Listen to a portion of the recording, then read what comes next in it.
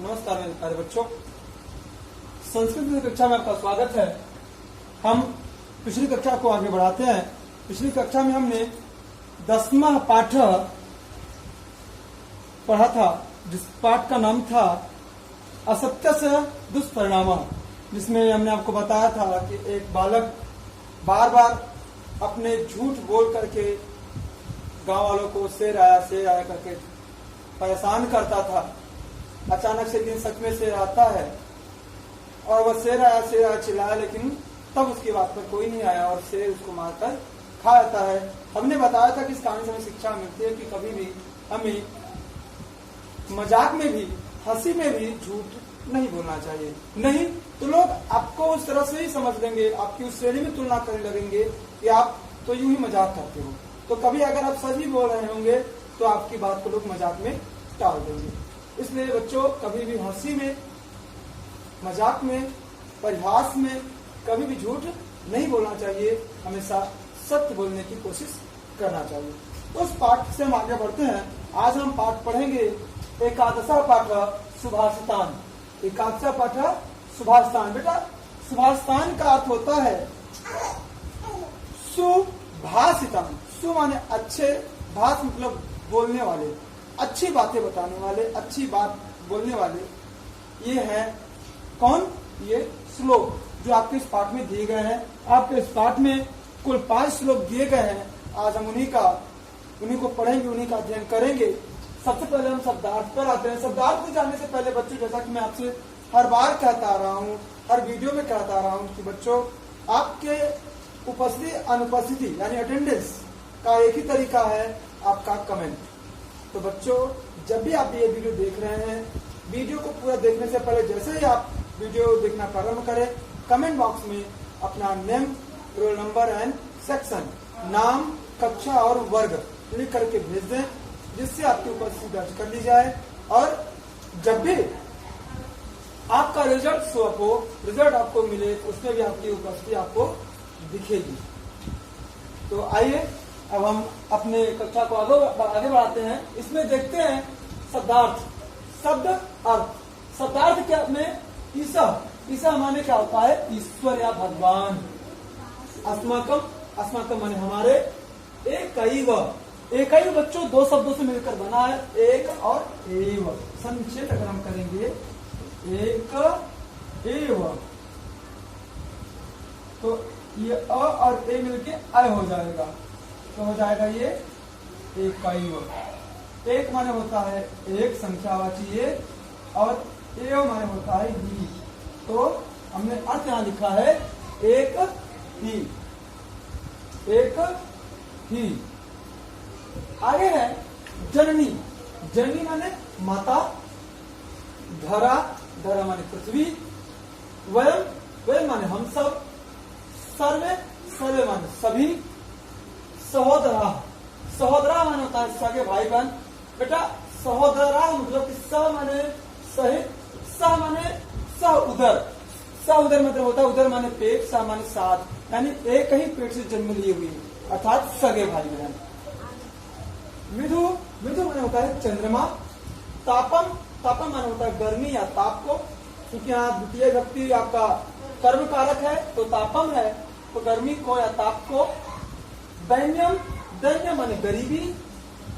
हरत माने दूर करती है, दूर करता है। संगमा माने साथ। धीमता माने बुद्धिमानों का। काला माने होता है समय। गच्छति माने बीतता है। वैसे गच्छति माने आपने पढ़ा होगा जाता है, लेकिन यहाँ जाता है ही होता है गच्छ शब्द से। परंतु क्या होता है बच्चों की इसमें समय जो है जाता है, तो समय बीतता है न कि जाता है। समय भी चलता है, आप भी जानते हैं समय चलता रहता है नियत एक दिन तक। यहाँ पे बीतने से तात्पर्य है, तो समय बीतता है। हम पढ़ेंगे व्यसनेन माने होता है बुरी आदत। बच्चों, व्यसनेन माने होता है कुल मिलाकर आप कहते हैं बुरा। तो व्यसनेन माने बुरा समय कह लीजिए या बुरी आदत कह लीजिए। मूर्खाणाम, तो अभी आपको हम दिखाएंगे आपके श्लोक में, इसी श्लोक में आपके पाठ में 2 श्लोक हैं, उनमें व्यसनेन शब्द का ही प्रयोग किया गया है। दोनों का अलग अलग अर्थ है। एक जगह बुरी आदत है और एक जगह बीतने से है। आगे हम उसको दिखाएंगे। मूर्खाणाम माने होता है मूर्खों का, मूर्खाणाम माने मूर्खों का।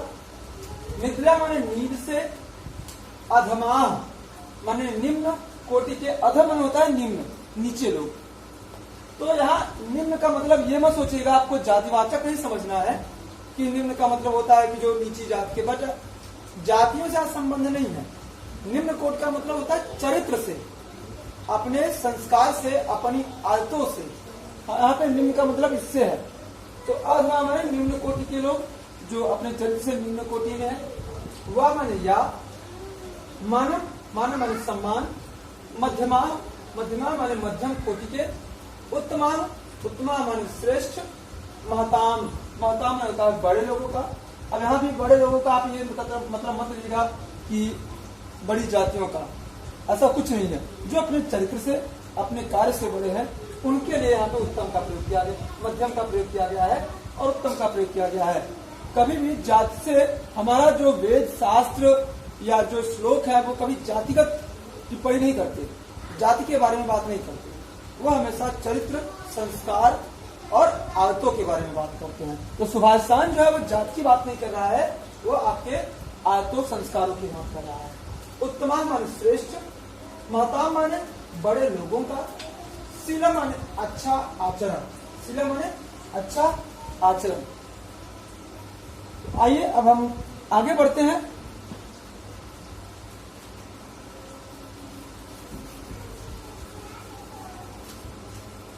आइए हम किताब को खोलते हैं, किताब में श्लोक देखते हैं, श्लोक का उच्चारण करते हैं।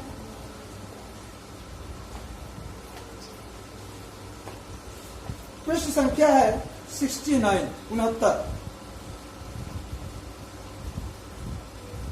एका ईसा पितास्माकम एकैव जननी धरा, सादरम प्रणमामः तौ, सादरः प्रणमामं तौ, वयम सर्वे सहोदरा।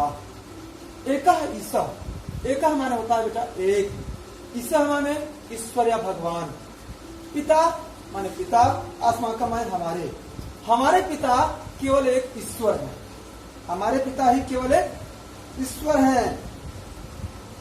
एकैक जननी धरा, और एक ही माता है, कौन? धरा माने पृथ्वी, जो पृथ्वी है वही हमारी माता है। सादरम प्रणमामः, सादरम माने सादर, स माने सहित, आदरम माने आदर के साथ। प्रणमामः तौ, प्रणमामः माने नमस्कार करते हैं, प्रणाम करते हैं। तौ, तौ माने उन दोनों को।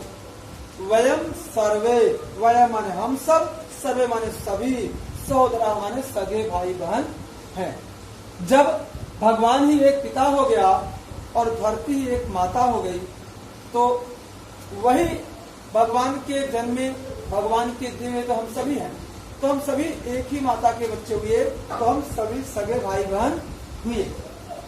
देखिए इसका अन्वय है इसमें, एका एव ईशः अस्माकं पिता अस्ति, एका एव धरा अस्माकं जननी अस्ति, वयम सर्वे सहोदराः स्मः, तौ च सादरं प्रणमामः।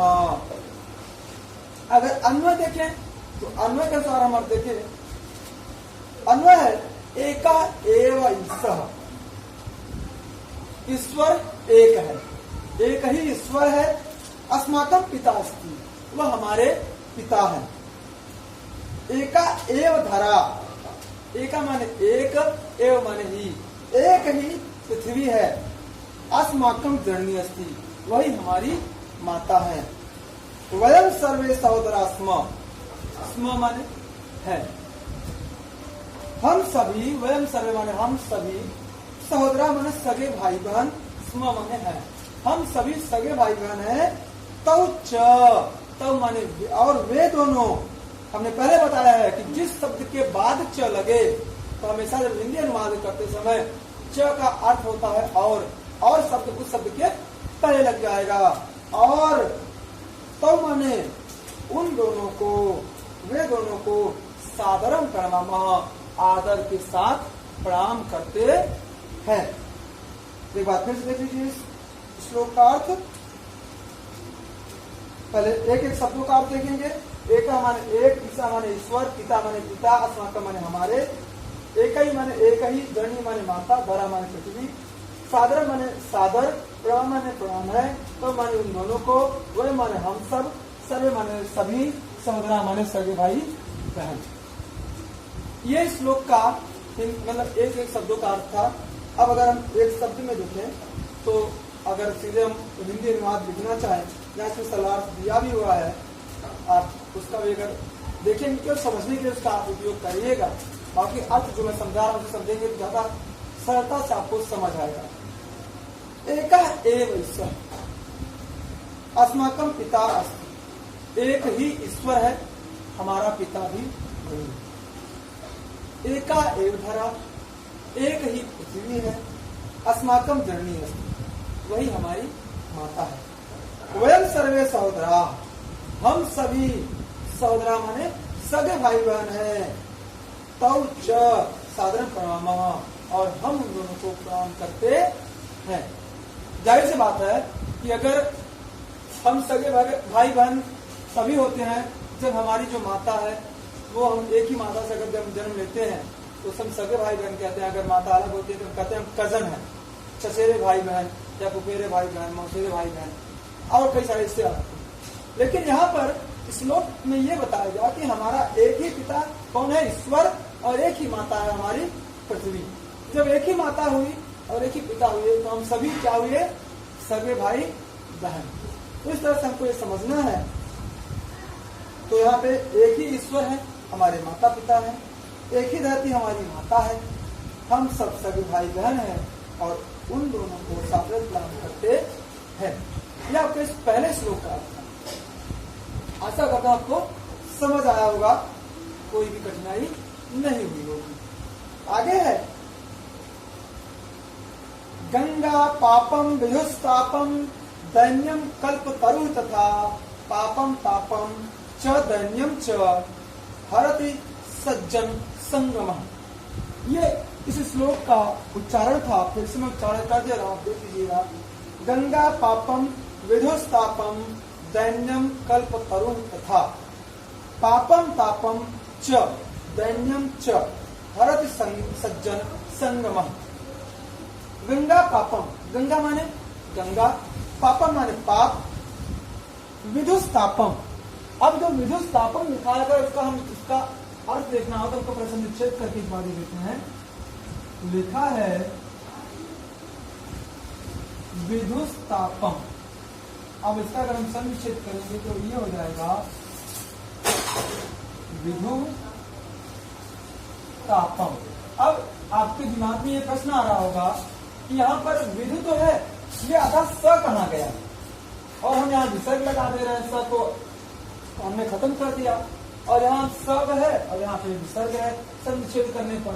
तो कैसे हुआ बच्चों, ये है आपका विसर्ग संधि। विसर्ग संधि में अगर ये नियम है कि अगर विसर्ग के बाद अगर त आ रहा है, विसर्ग के बाद अगर त आ रहा है तो वहां पे कौन सा दंतव्य स हो जाएगा, अर्थात स से सरवता वाला स हो जाएगा।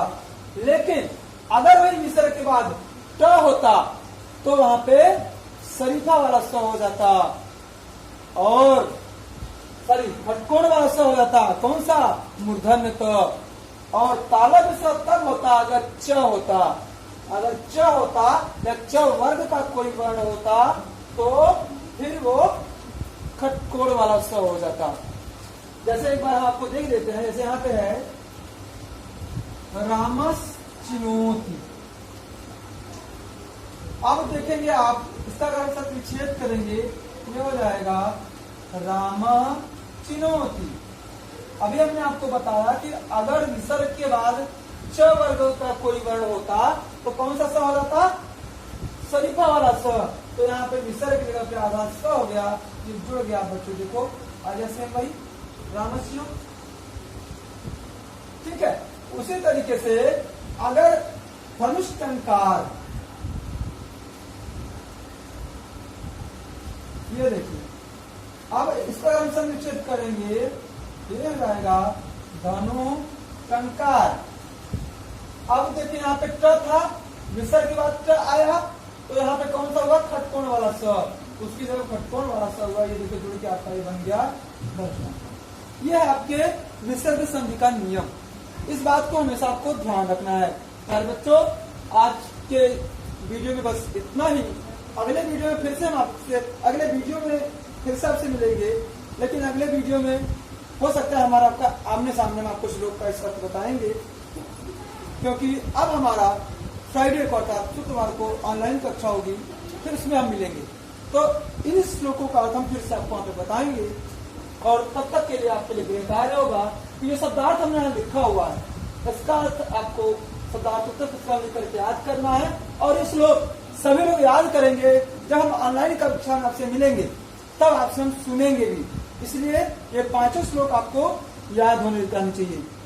अगली कक्षा में मिलेंगे, तब तक के लिए धन्यवाद, नमस्कार।